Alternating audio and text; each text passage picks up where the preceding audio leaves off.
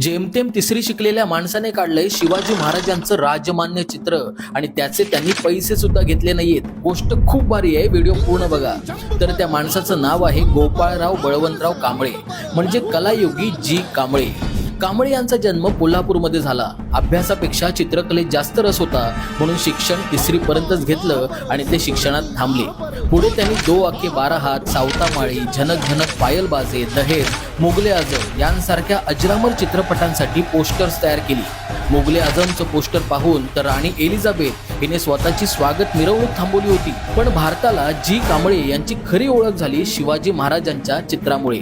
कांबळे यांनी सतत 5 वर्ष अभ्यास करून, ऐतिहासिक चिंतन करून 1974 साली छत्रपती शिवाजी महाराजांचं अस्सल तैलचित्र तयार केलं आणि या चित्राला शासनाने शिवरायांचं अधिकृत चित्र म्हणून मान्यता दिली।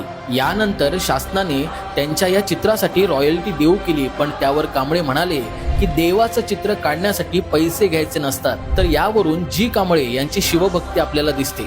कांबळे यांनी त्यांची कला विकली नाही, तर महाराजांच्या चरणी अर्पण केली। आहे की नाही इंटरेस्टिंग गोष्ट?